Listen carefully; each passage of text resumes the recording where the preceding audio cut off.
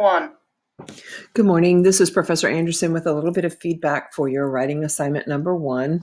I want to share with you that I use the rubric located in your assignment folder. So if you're in your folder for 394, you'll go to assignments, and under assignments, you'll click communication inhibitors, and you'll notice if you scroll down, this is the rubric, and this is what I use to evaluate all writing assignments. It's divided into 4 sections, just like the paper, and it allows me to evaluate separate sections and areas of the paper. This is the PDF of the writing assignment that gives all the directions and instructions of how to complete the paper. So if I take a look at yours, the first section asks for you to detail the workspace and the type of communication that takes place there.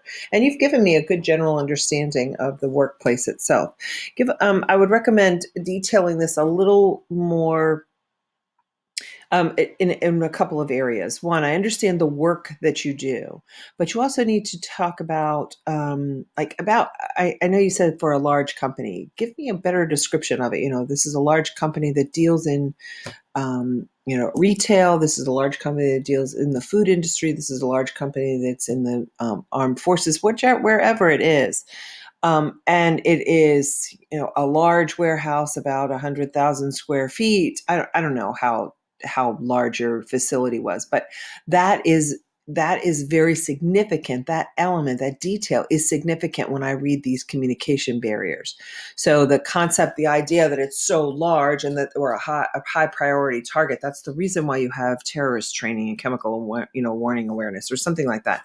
So what I'm trying to share with you is that your introduction needs to give an understanding of, well, because of the type of facility and where it's located and the number of people that work here, these are some of the barriers that are the most impactful, or that cause the most inhibitions. So I hope that gives a little bit of an understanding of what you need to beef up in that section. Part 2, these are perfect examples of the types of barriers that you encounter. You want to make certain that each one of these descriptions are the same. So physical barrier, you have this as a quick phrase, and any physical force that can impede one's attempts to communicate to another is not a complete sentence. And then your second one, motivational barrier. If the audience seems disinterested towards a chosen message, then it is a motivational barrier. Here is a sentence. What parallel structure means is that you have things in a series. The things in the series that you have here are the labels of 3 different types of barriers.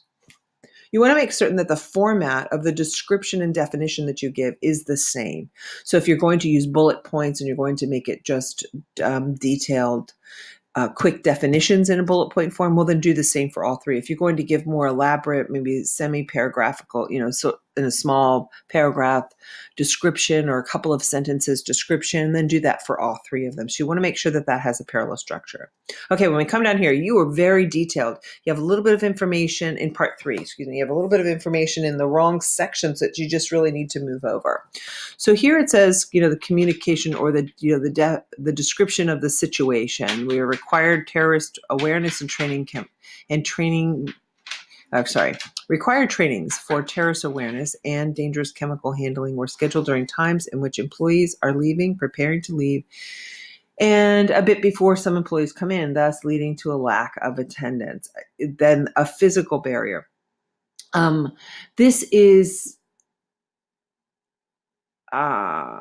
so this particular description, because the timing of the trainings, most can't attend. You want to move this over. The justification for calling it a physical training is schedules were not aligned in coordinates with the trainings. This caused a low attendance.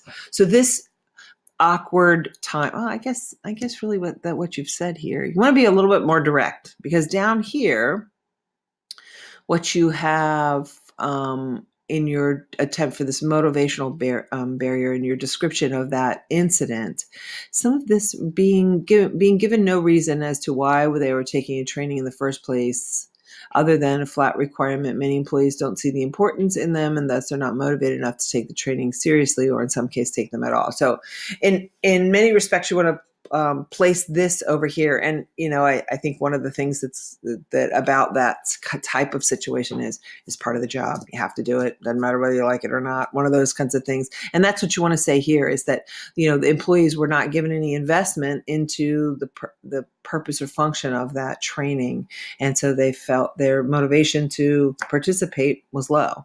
So I guess what I read through, when I read through quickly, as I read through this again, I'm thinking I may have misspoke.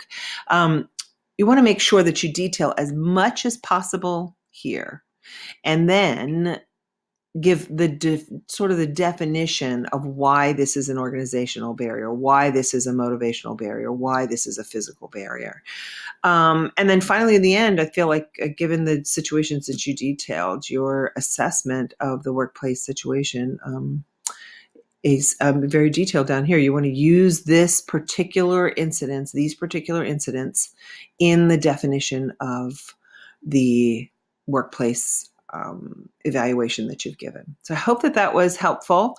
I look forward to reading your final copy. Please make sure you leave this in your folder, leave this rough draft in your folder, and then submit your final copy in there as well.